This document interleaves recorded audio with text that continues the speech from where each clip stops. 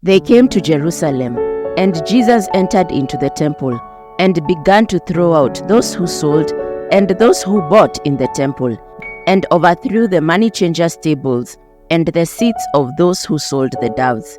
He would not allow anyone to carry a container through the temple.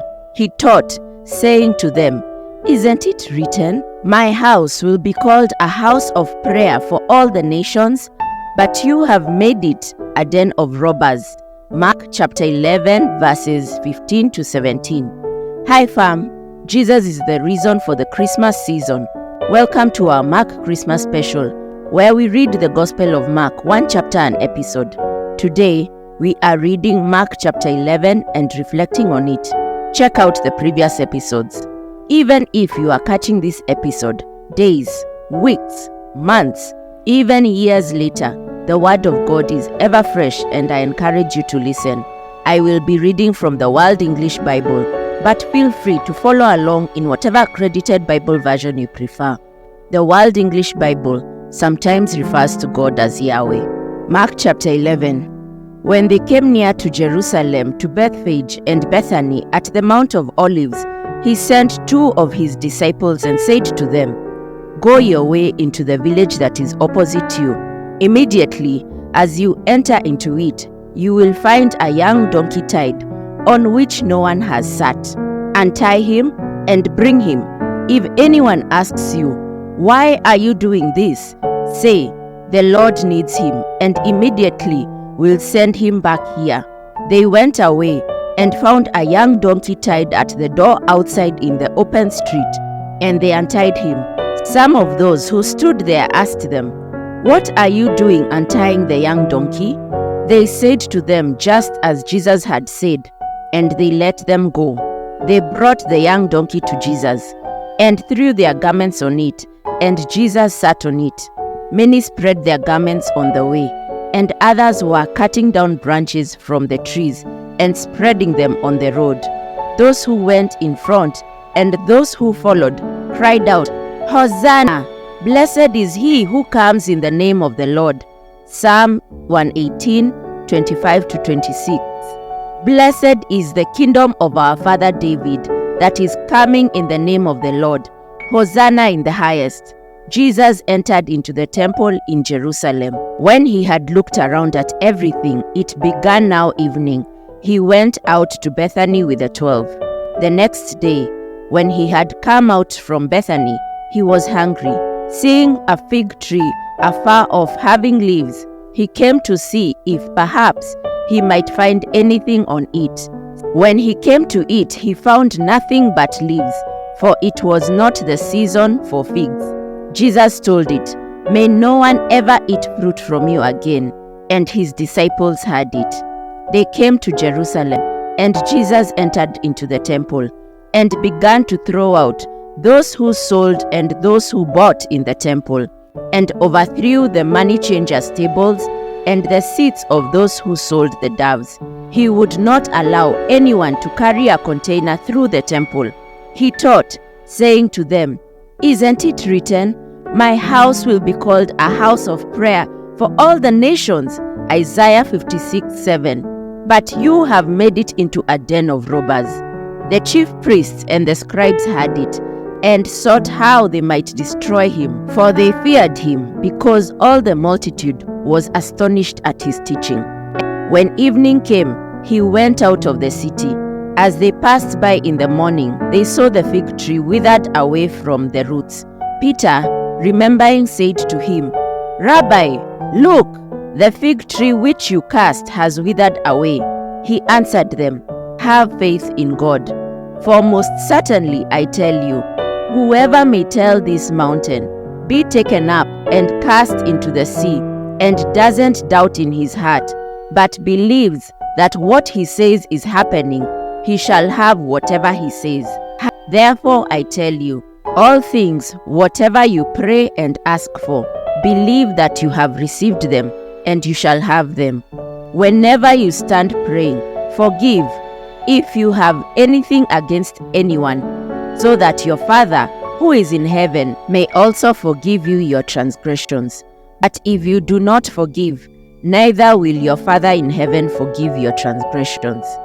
They came again to Jerusalem, and as he was walking in the temple, the chief priests, the scribes, and the elders came to him, and they began saying to him, "By what authority do you do these things?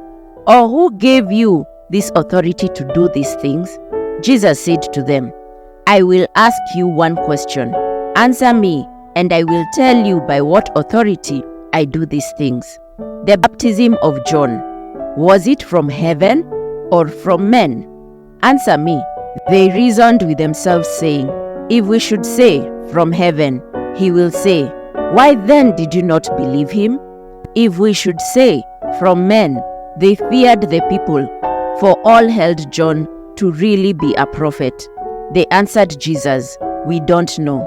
Jesus said to them, "Neither do I tell you by what authority I do these things." Let's reflect on some of the events in Mark chapter 11 and what we can learn, shall we? 1.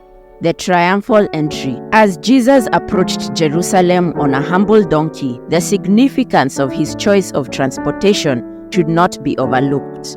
In contrast to the expected grand entrance by a conquering king on a war horse, Jesus intentionally entered in a manner that fulfilled Old Testament prophecies and conveyed a message of peace and humility.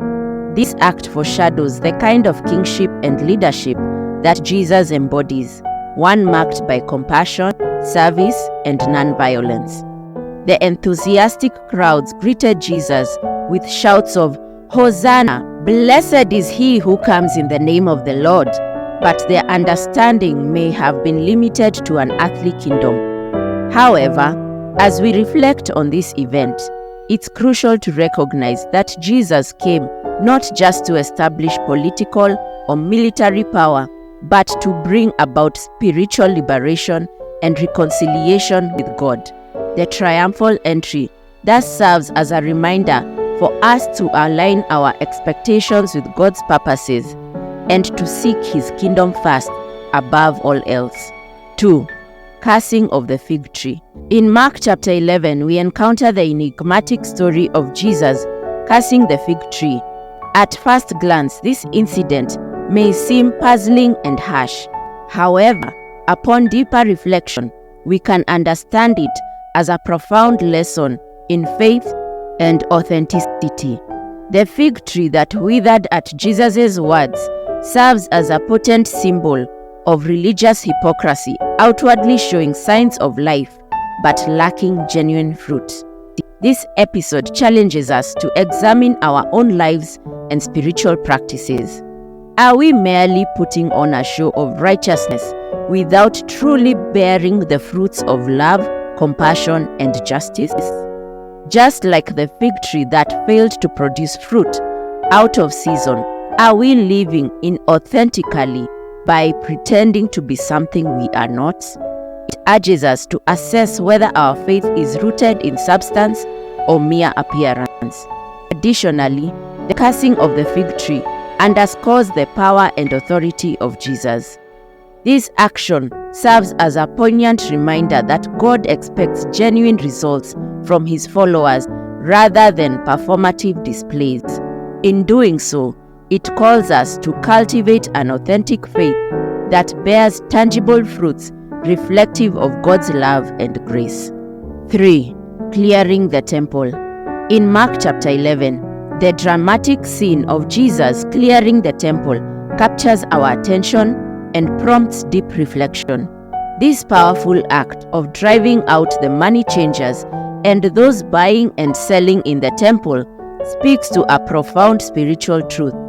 Beyond simply cleansing a physical space, this action signifies Christ's assertion of authority over all aspects of our lives. Just as he seeks to clear out the clutter from the temple, he longs to purify our hearts and minds, removing anything that hinders true worship. This event also challenges us to examine our own lives and ask what impurities we need to confront. Are there areas in our hearts that we have allowed to become corrupted by worldly concerns? Have we compromised on our devotion allowing distractions to take precedence. Clearing the temple reminds us of the importance of fully surrendering ourselves to God's holiness, allowing Him to cleanse us from within, so we can truly be living temples reflecting His glory. 4. Application in daily life. In our daily lives, the story of Jesus cursing the fig tree in Mark chapter 11 serves as a powerful reminder of the importance of genuine fruitfulness. Just as the fig tree outwardly displays leaves but bore no fruit, we are challenged to examine our own lives and consider whether we are merely displaying appearances or truly bearing good fruit.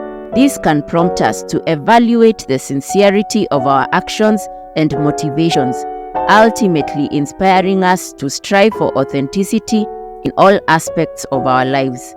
We will continue from Mark chapter 12 in the next episode. God bless you. Bye.